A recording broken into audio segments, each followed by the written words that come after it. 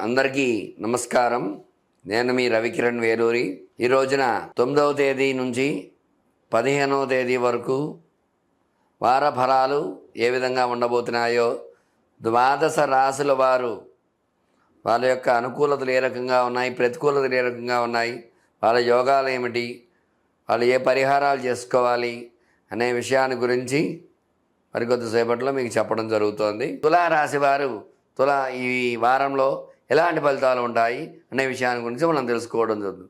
తులారాశ్యాధిపతి శుక్రుడు భాగ్యంలో ఉండడం వల్ల, వృషభ స్థానంలో స్వక్షేత్రంలో ఉండడం వల్ల తులారాశి వారికి కొన్ని అనుకూలతలు ఉన్నాయి.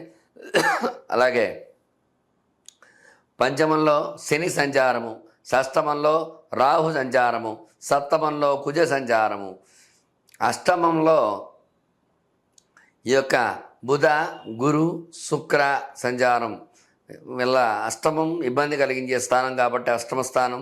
బుధ గురు శుక్ర రవిలు అష్టమంలో ఉన్నారు ఈ రాశి వారికి. అట్లాగే ఏ స్థానంలో కేతు ఉన్నాడు కాబట్టి ఈ రాశివారు కొన్ని పరిహారాలు చేసుకోవాల్సి వస్తూ ఉంటుంది. అష్టమ స్థానంలో బుధుడి వల్ల చక్కటి చదువు విషయంలో నిర్ణయాలు సరిగ్గా తీసుకోలేకపోతారు, ఉద్యోగపరంగా సరైన నిర్ణయం తీసుకోలేకపోతారు.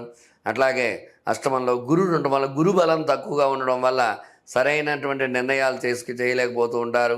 శుక్రుడు ఉండడం వల్ల అష్టమంలో, శుక్రుడు వల్ల సినీ రంగంలో కానీ అలాగే ధన విషయంలో కానీ ఇబ్బందులు చవిచూడాల్సి వస్తూ ఉంటుంది. రవి గ్రహాలకు అధిపతి రవి కూడా అష్టమంలో ఉండడం వల్ల కొన్ని ఇబ్బందులు చవిచూడాల్సి వస్తూ ఉంటుంది.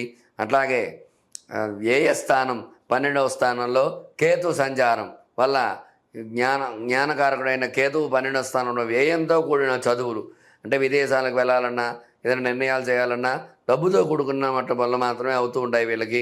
అట్లాగే తగు పరిహారాలు ఈ బుధ గుర శుక్ర రవి కేతువులకి తగిన పరిహారం చేసుకున్నట్లయితే ఖచ్చితంగా వీళ్ళకి అనుకూలమైన వార్తలు ఈ వారంలో వినవచ్చు.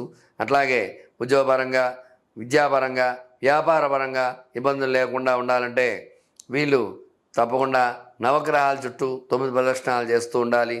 ముఖ్యంగా బుధ గురు శుక్ర రవి కేతువులు ఈ 5 గ్రహాలు కూడా ఓం బుధాయ నమః, ఓం గురవే నమః, ఓం శుక్రాయ నమః, ఓం రవయే నమః, ఓం కేతవే నమః ఇన్ని 5 కూడా 108 సార్లు చొప్పున నామపారాయణ చేయడము, అట్లాగే నవగ్రహాల చుట్టూ ప్రదక్షిణ చేయడం ద్వారా గ్రహ అనుకూలత కలిగి సుఖంగా ఉండాలని తెలియజేయడం జరుగుతోంది. కాయేన వాచ మనసేంద్రియర్వా బుద్ధ్యాత్మనా వా ప్రతి స్వభావాత్ కరోమి యజ్ఞ సకలం పరస్మై నారాయణాయేతి సమర్పయామి.